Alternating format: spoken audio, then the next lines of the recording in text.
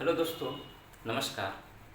तो आज हम लोग इस वीडियो में यूरोप में राष्ट्रवाद पढ़ने वाले हैं। क्या पढ़ने वाले हैं? यूरोप में राष्ट्रवाद। तो चलिए स्टार्ट करते हैं। क्या पढ़ने वाले हैं? यूरोप में राष्ट्रवाद।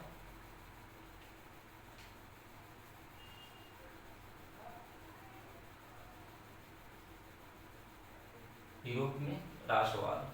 तो यूरोप तो आप लोग को पता ही होगा कि यूरोप क्या है। यूरोप एक महादेश है, जैसे एशिया महादेश है उसी प्रकार यूरोप एक महादेश है। और इतना भी पता होगा कि महादेश कितने होते हैं? 7 महादेश होते हैं। उसी में एक महादेश कौन है? यूरोप महादेश। उसी महादेश में हम लोग क्या पढ़ने वाले हैं? राष्ट्रवाद। तो चलिए स्टार्ट करते हैं और सर्वप्रथम देखते हैं कि राष्ट्रवाद क्या है। राष्ट्रवाद क्या है? तो देखिए, राष्ट्रवाद क्या है? तो अपने देश के प्रति सोच, प्रेम और लगाव की भावना रखना राष्ट्रवाद कहलाता है। क्या कहलाता है? अपने देश के प्रति सोच, प्रेम और लगाव की भावना रखना राष्ट्रवाद कहलाता है।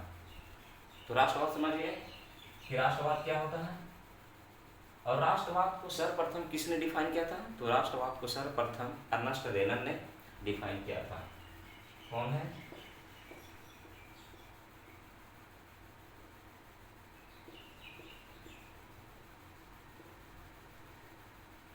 किसने डिफाइन किया? अर्नेस्ट रेनन ने सर्वप्रथम राष्ट्रवाद को परिभाषित किया है। यह एक फ्रांसीसी दार्शनिक है। ये फ्रांस के रहने वाले हैं।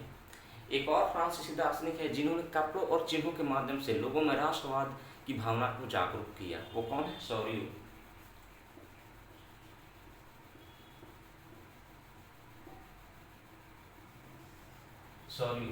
इन्होंने लोगों में कपड़ों और चिन्हों के माध्यम से राष्ट्रवाद की भावना को जागरूक किया।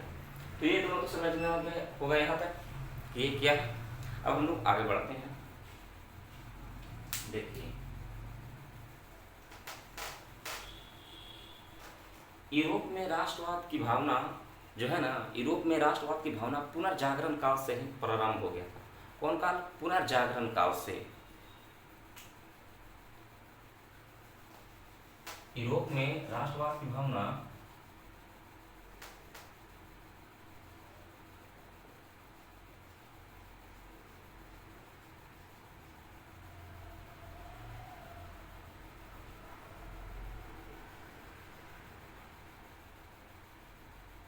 पुनर्जागरण काल से ही प्रारंभ हो गया था। यूरोप में राष्ट्रवाद की भावना पुनर्जागरण काल से ही प्रारंभ हो गया था। परंतु जो राष्ट्रवाद का जो विकास होता है लोगों में, जो बहुत बढ़ता है लोगों में राष्ट्रवाद की भावना, वो 1789 की फ्रांसीसी क्रांति से होती है। कहाँ से होती है? 1789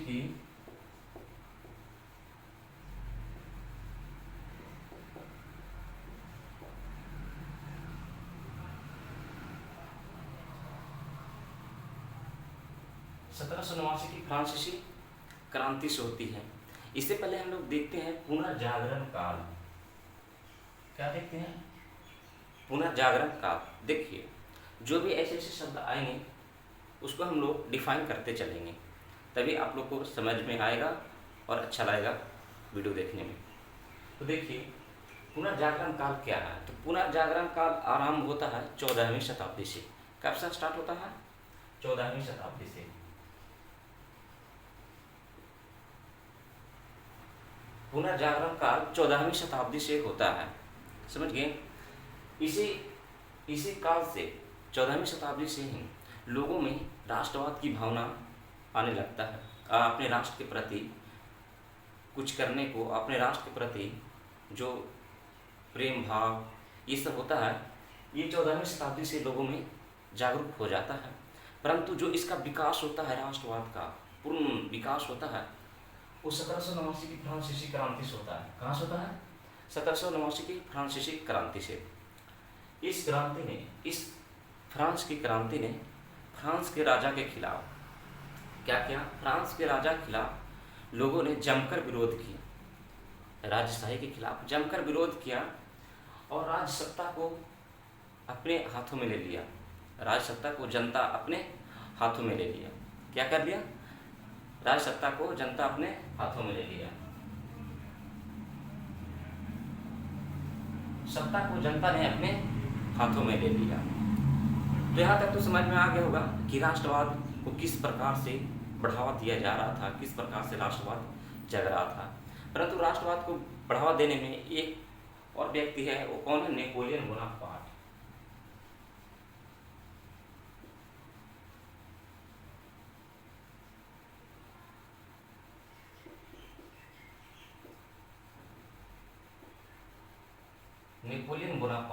नेपोलियन बोनापार्ट के युद्धों ने, नेपोलियन बोनापार्ट की विजयों राजों में भी राष्ट्रवाद की भावना बढ़ा रहा था। नेपोलियन एक राष्ट्रवादी था। ये जहाँ जहाँ भी जोन जोन भी क्षेत्र जीतता वहाँ राष्ट्रवाद की भावना इन्होंने भी बहुत फैलाया। तो इनका राष्ट्रवाद की नेपोलियन बोनापार्ट की विजयों ने भी राष्ट्रवाद की भावना को बढ़ावा दे रहा था। अब फ्रांस में इस क्रांति के बाद, 1789 की क्रांति के बाद फ्रांस में जो कुलीन वर्गों के हाथ में, किसके हाथ में? कुलीन वर्ग।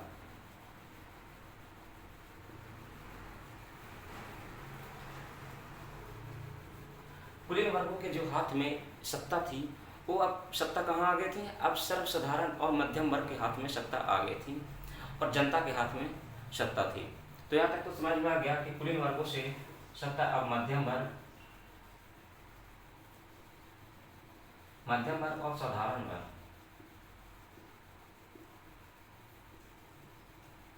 साधारण वर्ग के हाथ में सत्ता आ गया था। और नेपोलियन बोनापार्ट ने जितने भी अपने राज्यों में जीता था, जितने भी राज्य जीता था, उसमें इन्होंने राष्ट्रवाद की प्रचार करने लगा, राष्ट्रवाद को बढ़ावा देने लगा, प्रचार करने लगा। तो यहाँ नेपोलियन बोनापार्ट का भी बहुत बड़ा योगदान है। इन्होंने इटली और जर्मनी के भौगोलिक क्षेत्र को बाहर निकाल कर उन्हें भावी एकीकरण का मार्ग प्रशस्त किया। क्या क्या? भावी एकीकरण का मार्ग प्रशस्त किया इटली और जर्मनी को।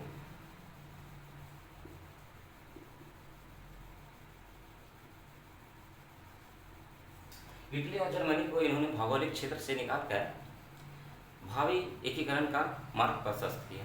तो यहाँ तक तो और बार आप समझ गए होंगे कि राष्ट्रवाद को किस प्रकार से यूरोप में बढ़ावा दिया जा रहा था, और खास करके फ्रांस में। कहाँ? फ्रांस में, क्योंकि इस क्रांति 1789 की क्रांति से ही लोगों में और भी विकास हुआ राष्ट्रवाद का, और इन्होंने ही फ्रांस में राज सत्ता को खत्म कर अपने हाथों में सत्ता ले लिया था। तो यहाँ तक तो समझ गए होंगे। अब देखिए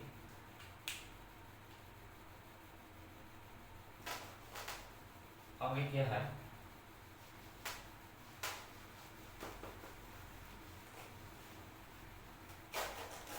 आगे हम लोग देखेंगे कि ये सब जितना भी यूरोप में हो रहा था, वो सर्वप्रथम कहाँ हो रहा था? राष्ट्रवाद की ज़्यादा बढ़ावा दिया जा रहा था फ्रांस में। तो हम आप लोग देखते हैं कि फ्रांस में राष्ट्रवाद, क्या देखते हैं? फ्रांस में राष्ट्रवाद।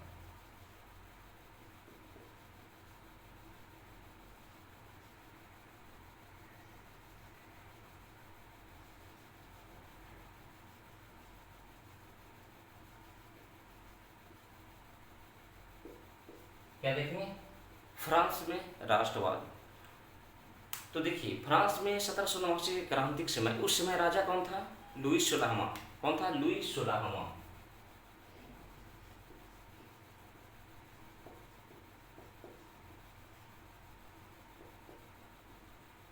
लुईस 16वां उस समय फ्रांस में राजा था, परंतु जनता ने सत्ता अपने हाथों में ले लिया था। तो अब जितने भी फ्रांस के क्रांतिकारी थे वो सत्ता को चला रहे थे, परंतु फ्रांस में राष्ट्रवाद की भावना बनाए रखने के लिए और सामाजिक आर्थिक कार्य के लिए इन्होंने फ्रांस में क्या किया?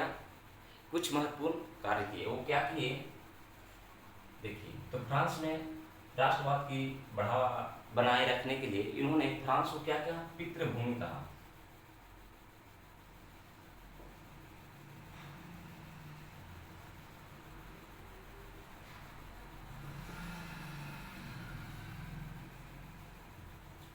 फ्रांस में राष्ट्रवाद को बनाए रखने के लिए फ्रांस को क्या कहा?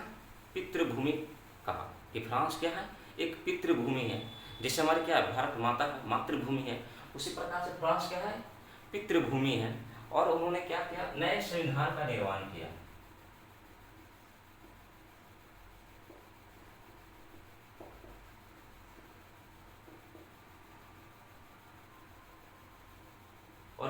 नए संविधान को निर्माण किया, सामंती व्यवस्था को खत्म किया,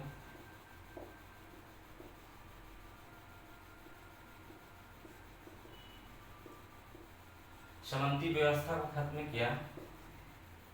और क्या, पहले देखिए क्या था ना, राजा का स्टेटस जनरल हुआ करता था, लेकिन अब स्टेटस जनरल को समाप्त कर नेशनल असेंबली गठित किया गया। क्या किया गया? National assembly. तो क्या गठित किया गया?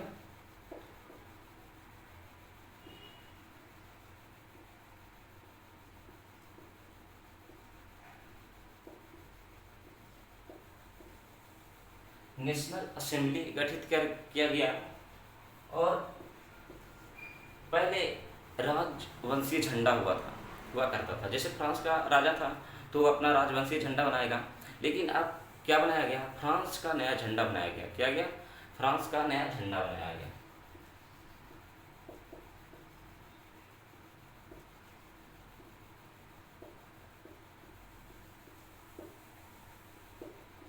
फ्रांस का नया झंडा बनाया गया। और इन्होंने क्या किया, जैसे फ्रांस में क्या था ना कि बहुत से अलग अलग क्षेत्रों में अलग अलग भाषा बोले जाते थे, तो इन्होंने एक फ्रांसीसी भाषा यानी नेशनल भाषा बनाया। वो क्या था? फ्रेंच भाषा बनाया। फ्रेंच भाषा को इन्होंने नेशनल भाषा कहा।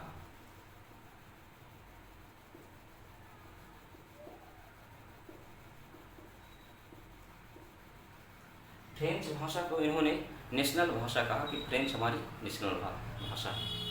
इतना कार्य करने के बाद 21 जनवरी 1793 को प्रथम कौंसिल के तहत, किसके तहत?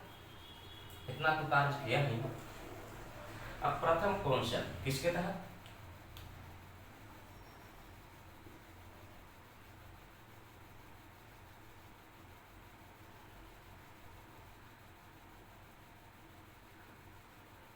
प्रथम कौंसिल के तहत राजा को 21 जनवरी और 1793 में 21 जनवरी 1793 में मौत की सजा सुना दी गई। क्या सुना दी गई? मौत की सजा। किस वर्ष मौत की सजा सुनाई गई? 21 जनवरी 1793 में।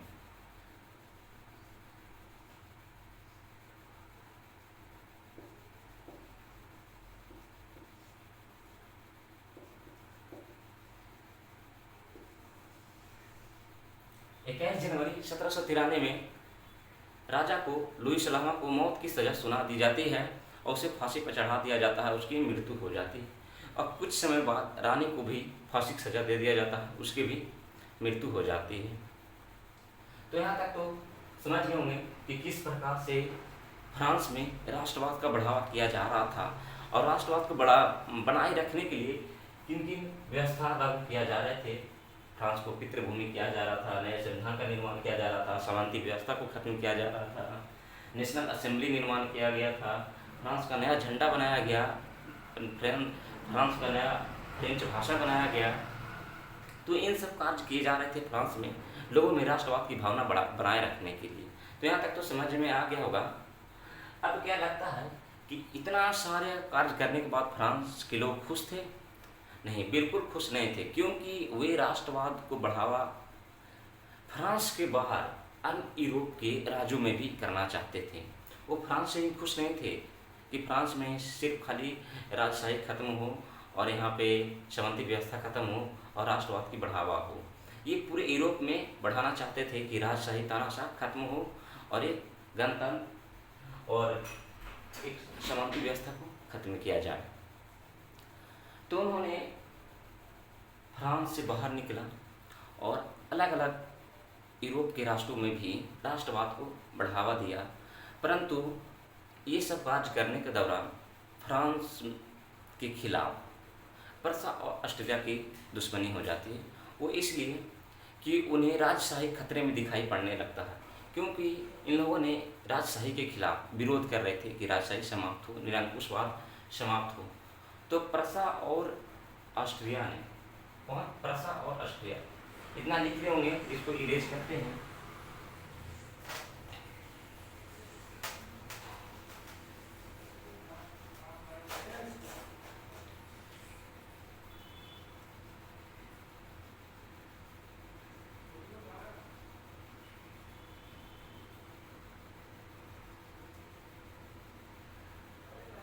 परसा और ऑस्ट्रेलिया नहीं, परसा और ऑस्ट्रिया ने फ्रांस के खिलाफ युद्ध की आरंभ कर देता है, क्योंकि इन लोगों को राजशाही निरंकुशवाद का खतरे लग रहा था, तो इन्होंने फ्रांस के खिलाफ युद्ध की आरंभ कर देता है। परंतु छुप छुप कर भी फ्रांस के क्रांतिकारियों ने अन्य फ्रांस के बाहर अन्य सभी यूरोप राष्ट्रों में राष्ट्रवाद की भावना को बढ़ावा और बढ़ाया जा रहा था। तो यहाँ तो इन दोनों ने दुश्मनी कर लिया और फ्रांस के खिलाफ युद्ध घोषणा कर दी। तो यहाँ तक तो समझ में आ गया होगा। अब हम लोग को देखना है कि इन सब कार्यों में नेपोलियन बोनापार्ट का कितना योगदान था राष्ट्रवाद को बढ़ाने में, क्योंकि वो भी राष्ट्रवाद को बढ़ावा दे रहा था और राष्ट्रवाद का प्रचार कर रहा था। तो अब हम लोग क्या देखेंगे कि नेपोलियन बोनापार्ट का राष्ट्रवाद में प्रसार में क्या योगदान है।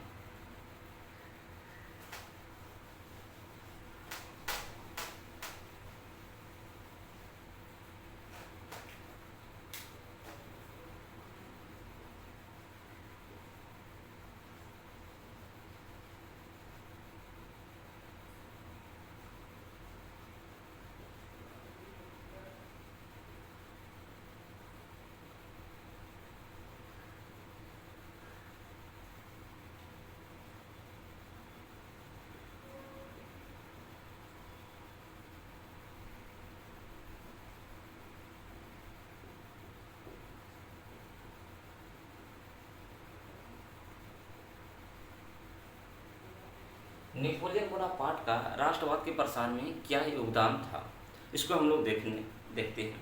तो देखिए, नेपोलियन बोनापार्ट ने 1799 ईस्वी में प्रथम कौंसिल के तहत 1799 ईस्वी में डायरेक्टरी को समाप्त कर क्या कर दिया। 1799 ईस्वी में डायरेक्टरी शासन को समाप्त कर दिया। क्या किया दिया? डायरेक्टरी शासन को समाप्त कर और प्रथम कौंसिल के तहत 1804 ईस्वी में फ्रांस का खुद को सम्राट घोषित कर लिया। क्या कर लिया? फ्रांस का खुद को सम्राट घोषित कर लिया 1804 ईस्वी में। 1799 ईस्वी में इन्होंने प्रथम डायरेक्टरी शासन को समाप्त कर दिया। डायरेक्टरी शासन क्या? क्योंकि फ्रांस की जो सत्ता थी वो फ्रांसीसी क्रांतियों द्वारा चलाया जा रहा था। वहाँ कोई राजा नहीं था, कोई वहाँ सरकार का गठन नहीं हुआ था। तो इन्होंने 1799 ईस्वी में उसको खत्म कर दिया और 1804 ईस्वी में उन्होंने फ्रांस का खुद को सम्राट घोषित कर लिया। हालांकि वहाँ फ्रांसीसी लोगों ने इसका कोई विरोध नहीं किया, क्योंकि जो नेपोलियन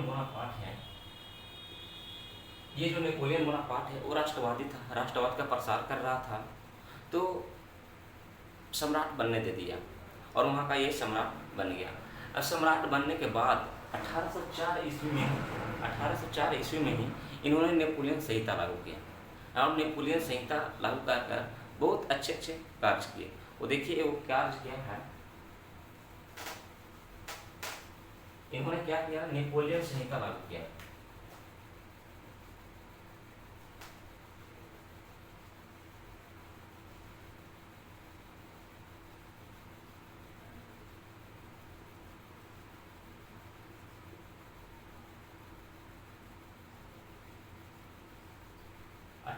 चार में इन्होंने नेपोलियन संहिता लागू कर लोगों के लिए, फ्रांस के लोगों के लिए बहुत अच्छे कार्य किए। वो क्या थे? इन्होंने जन्मजात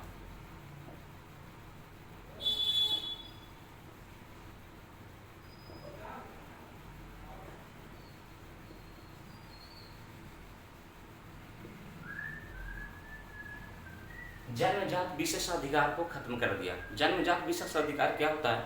जैसे क्या होता है कि राजा का बेटा ही राजा बनेगा, समझ गए?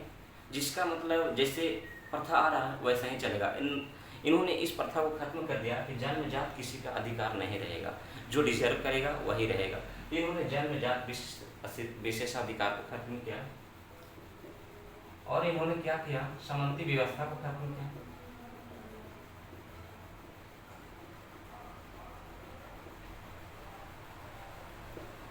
सामंती व्यवस्था को खत्म किया और कानून के समक्ष सभी समान, क्या नियम लाया?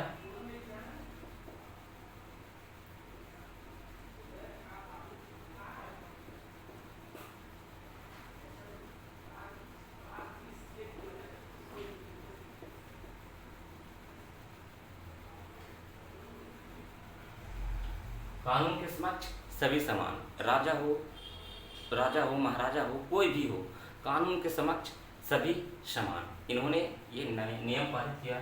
और क्या किया? प्रशासनिक कार्यों में, किसमें? प्रशासनिक कार्यों में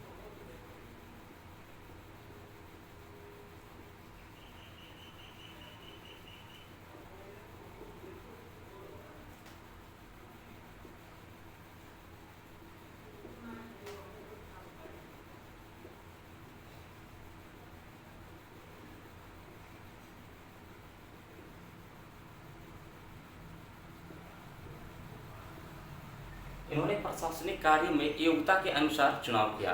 जिसमें जो योग्यता होगी वही वो कार्य करेगा, यानी वही उसी को करेगा।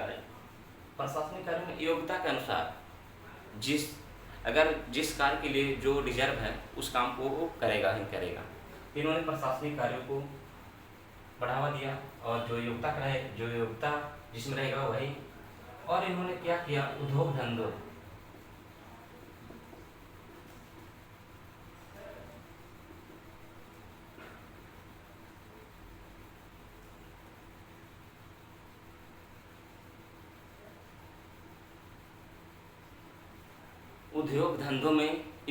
उद्योग धंधों को भी बढ़ाया और इन्होंने बहुत से कार्य किए। तो ये इन्होंने देख लिया कि जनजाति विशेष अधिकार को खत्म किया, शांति व्यवस्था को खत्म किया, कानून के समक्ष सभी समान, प्रशासनिक कार्यों में जो भी योग्यता के अनुसार डिजर्व करता है वही रहेगा, उद्योग धंधों को बढ़ावा दिया।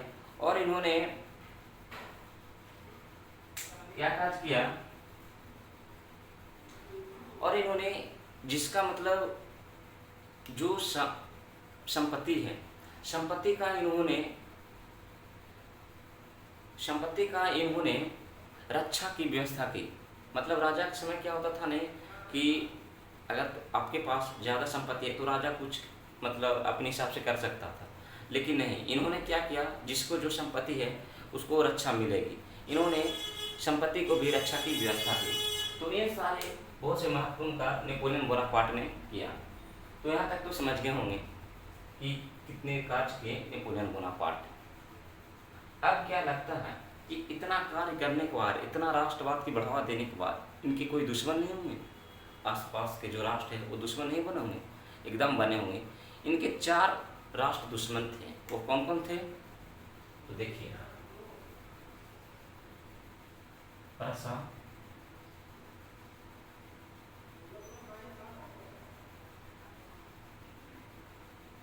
ऑस्ट्रिया,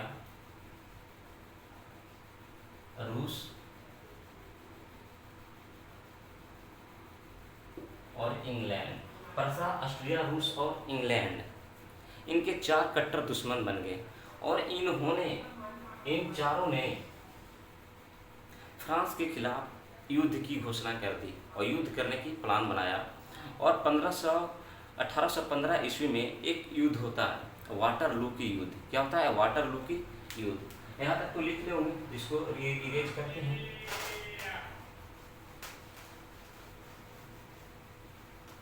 1815 ईस्वी में 1815 ईस्वी में एक युद्ध होता है। वो क्या होता है? वाटरलू की युद्ध।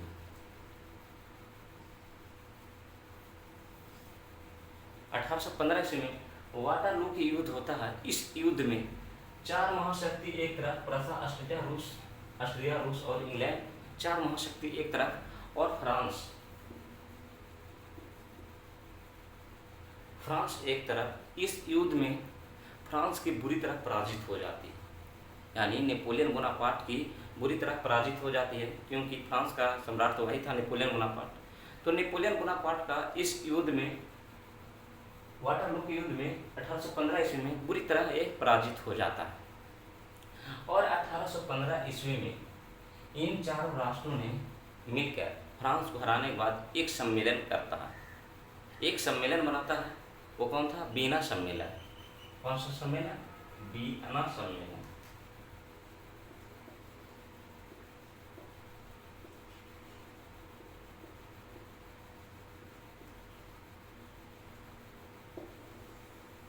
वियना सम्मेलन करता है जिसमें इन चारों राष्ट्रों ने मिलकर वियना में एक सम्मेलन करता है।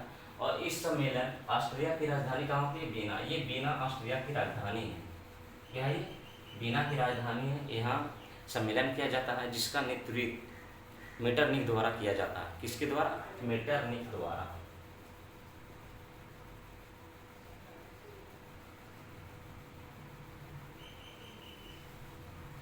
इस सम्मेलन का नेतृत्व किसके द्वारा किया जाता है? मेटरनिख के द्वारा। मेटरनिख कौन है? तो ऑस्ट्रिया का चांसलर है। किसका है? ऑस्ट्रिया का चांसलर है मेटरनिख। इसके द्वारा इस सम्मेलन को चलाया जाता है। अब देखिए, इस सम्मेलन में एक संधि होती है। इन चारों देशों ने मिलकर एक संधि करते हैं 1815 ईस्वी में। वो संधि क्या कहलाता है? वियना संधि। कौन संधि कहलाता है? वियना संधि।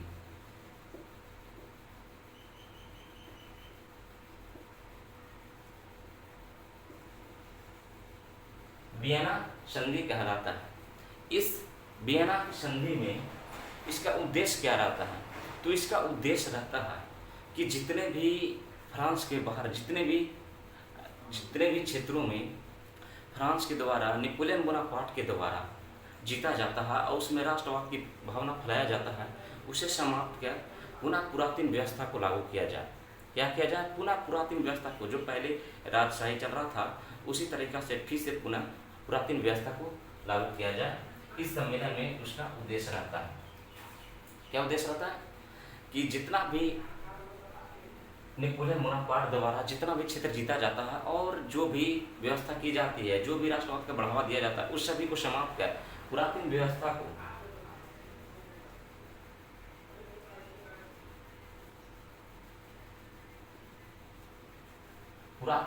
को पुनः लागू किया जाता है। क्या किया जाता है? पुनः लागू किया जाता है। इस वियना संधि से जितने भी क्षेत्र फ्रांस के द्वारा जीते गए थे उन्हें पुनः फिर से लौटा दिया जाता है। क्या किया जाता है? फिर से पुनः लौटा दिया जाता है। जैसे यहाँ तक तो लिख ले होंगे, इसको इरेज करते हैं।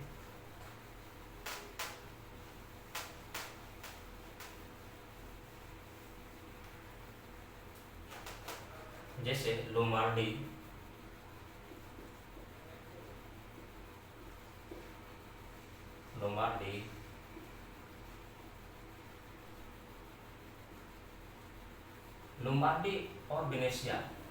लोम्बार्डी और वेनेशिया पर ऑस्ट्रिया का अधिपत्य हो जाता है।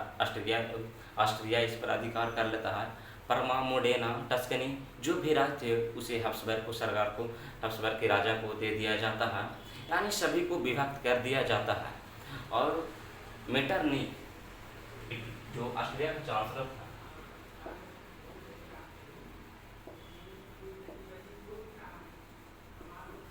मेटरनिख ने इटली पर अपना प्रभाव बनाए रखने के लिए इन्होंने इटली को अनेक भागों में विभक्त कर देता है। क्या कर देता है? अनेक भागों में विभक्त कर दिया जाता है। और जर्मनी जो 39 राइन संघों में बटा हुआ था उसे छोड़ दिया जाता है। मेटरनिख का एक उद्देश्य था। मेटरनिख का क्या उद्देश्य था? कि राज्य करो और कोई परिवर्तन नहीं करो, शासन करो परंतु कोई परिवर्तन नहीं करो। ये मेटरनिख का उद्देश्य था।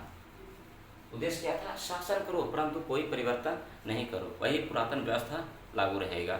ये मेटरनिख का स्टेटमेंट था। तो यहाँ तक तो समझ गए होंगे कि क्या था। अब इस फ्रांस के युद्ध के बाद फ्रांस में नेपोलियन बोनापार्ट की हार हो जाती है। अब वहाँ राजा कौन बनता है? लुई 18वां। पहले कौन था? लुई 16वां, जिसे फांसी पर चढ़ाया गया। अब कौन बनता है वहाँ? लुई 18वां।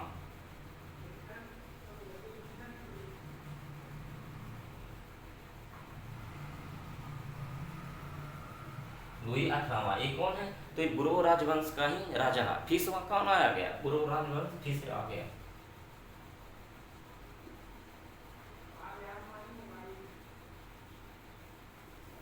फ्रांस में फिर से पुनः क्या आ गया? बुरो राजवंश। और वहाँ क्या हो गया? बुर्बो राजवंश का कौन बना राजा? लुई 18वां। लुई 18वां जो था वो लोगों के प्रति दया की भावना रखता था। इन्होंने कुछ काम अच्छे किए, परंतु इसकी मृत्यु हो जाती है 1824 ईस्वी में। कब हो जाता है? 1824 ईस्वी में लुई 18वां की मृत्यु हो जाती है। क्या हो जाती है? लुई 18वां की मृत्यु हो जाती है। और वहाँ राजा कौन बनता है? चार्ल्स दसम। कौन बनता है? चार्ल्स दसम।